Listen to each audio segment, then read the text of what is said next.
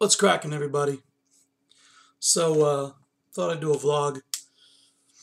Little, little story that I haven't seen anybody talk about really yet, which is surprising.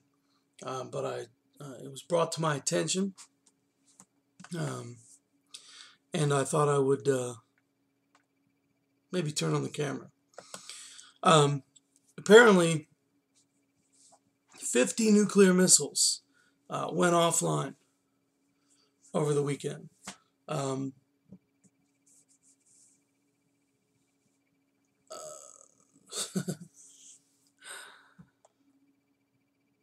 This past weekend,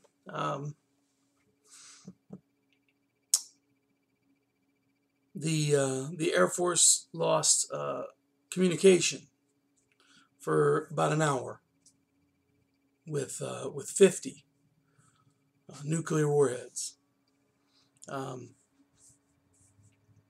Makes up about between 10 and 11% of the ICBM arsenal that went offline. In Cheyenne, I think it was Cheyenne, Wyoming. And that's kind of fucked, you know?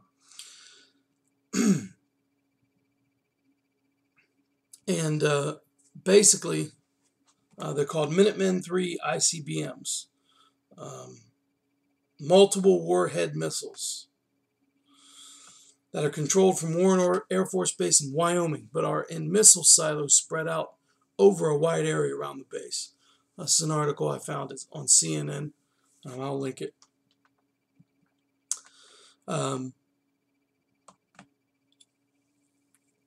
The problem was detected.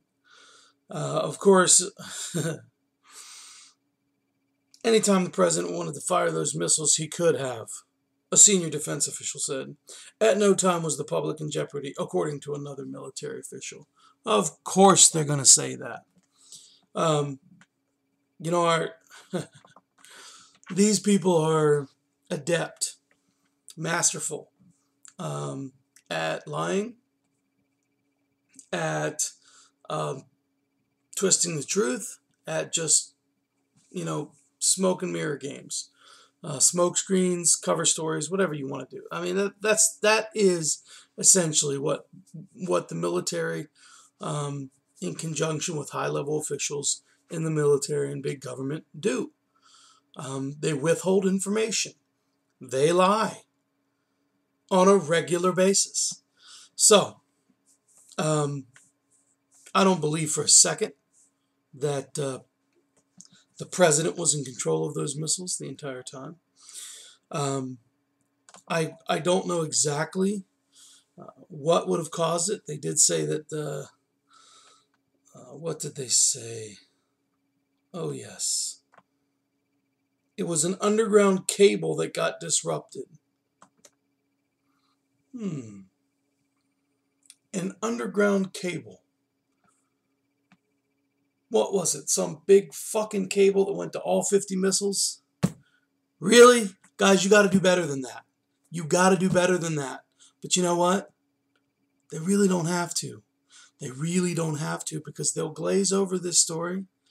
They'll put a bunch of rigmarole in, and people will fucking swallow it. They'll serve it up, and people will gladly take big helpings of it. And they'll swallow it. And it's sad, because we have no idea what caused the glitch. It could have been a foreign presence, like a hacker, something that took the systems down, some sort of virus that got into the system. It could be any number of things. Sure, it could be faulty wiring or an underground cable, but I'm not buying it. I'm not buying it for a second. You know, these missiles, these 50 missiles, had they gone off accidentally, would have created a blast 500 times the Hiroshima bomb did.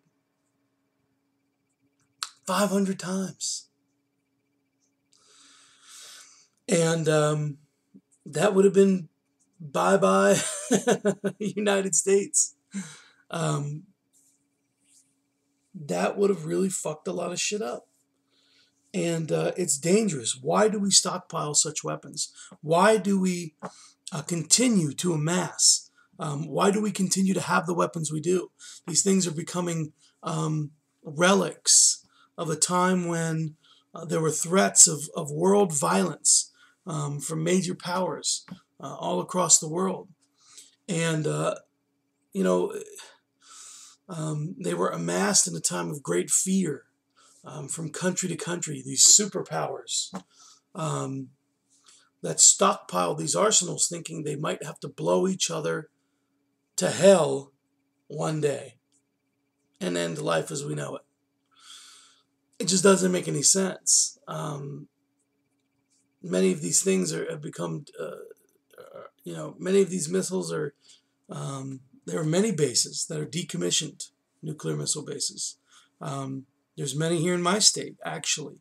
There's individuals that you can actually go online to certain sites and you can find contractors who will build homes out of these things. You can buy these and make them domiciles, homes. As a matter of fact, I know someone that has a missile base home. It's pretty fucking cool. I've been inside. And I have footage I videotaped. Now, they haven't given me permission to release that footage because they're very private people, but it's very cool. But, in and of itself, we continue to hold on to these destructive weapons and keep them online and keep them at the forefront of our minds when it comes to the possibilities of ever having to use them. This is human beings have always been prone, or will always be prone to violence, to aggression, unless we evolve differently, unless our brains evolve differently. And it's this fear, this part of the reptilian brain that creates fear and anger that supports and props up these ideas of aggression and hate that propagates the creation of such devastating weapons like this. And it's sad, man. It's sad because this is a time, we should be past all that. We should be we should be evolved as a species a lot more by now, folks. It's disappointing. It really is disappointing. But I found this other website. But I digress. Sorry for the rant. I found this other website that discusses the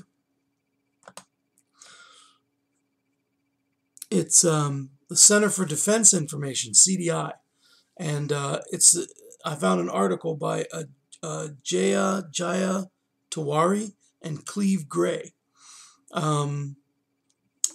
Jaya is a PhD candidate at Old Dominion University and a former intern for the CDI, and Cleve Gray is an MA candidate in National Security Studies at Georgetown and a former research intern at CDI. And they wrote this article. And let me read you an excerpt from a time long past. Nuclear weapons are designed with great care to explode only when deliberately armed and fired. Nevertheless, there is always a possibility that as a result of accidental circumstances, an explosion will take place inadvertently. Although all conceivable precautions are taken to prevent them, such accidents might occur in areas where weapons are assembled and stored, during the course of loading and transportation on the ground, or when actually in the delivery vehicle, e.g. an airplane or a missile. This is from the Atomic Energy Commission, Department of Defense, The Effects of Nuclear Weapons, from 1962. So they take that excerpt and they have it at the beginning of the video. But they go on to discuss, the article is titled U.S. Nuclear Weapons Accidents. Remember when I was talking about the smoke and mirrors and the lying and the deceiving and the withholding of information? This article goes on to list incidences involving nuclear missiles, accidents involving nuclear missiles. It says the history of the U.S. nuclear weapons accidents is as old as their introduction into the American military arsenal.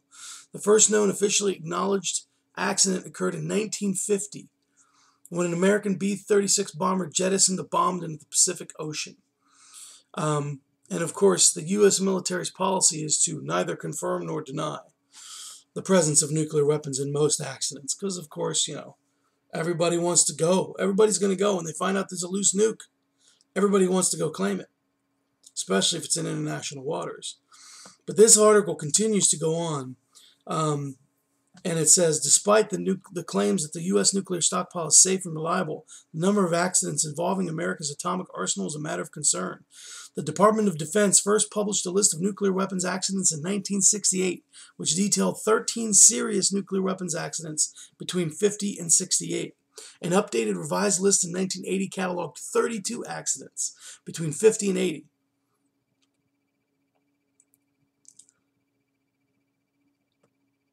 It's insane. And how many more don't we know about? How many more are we unaware of? It's upsetting.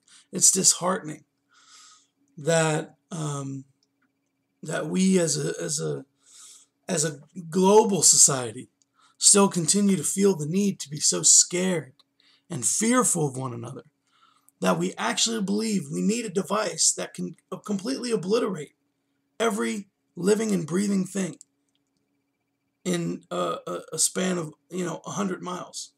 I don't know exactly what it is, but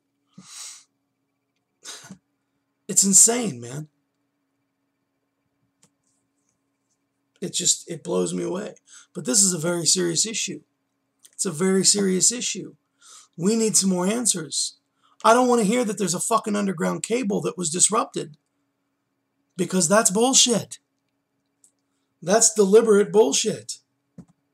Hold these individuals accountable. Call, write, march, protest. Get the word out. Dig, research, find out some information. See what you can do, because there's got to be some additional information out there. Now, we may never know, of course. We're talking about the U.S. government here. And it's not just the U.S. government. It's governments in all major countries have these capabilities, the abilities to deflect and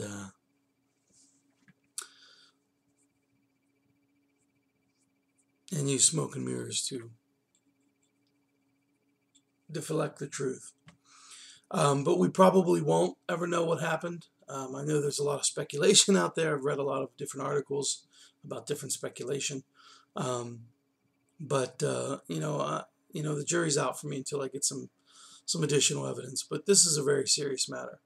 This is not something we should be taking lightly. And this should be addressed. This should be in Congress. This should go right up to the president. We don't need hundreds of, thousands of nuclear missiles. And we don't need the potential for even a portion of them to accidentally explode, which would end a lot of people, a lot of lives as we know it. The United States, folks. So,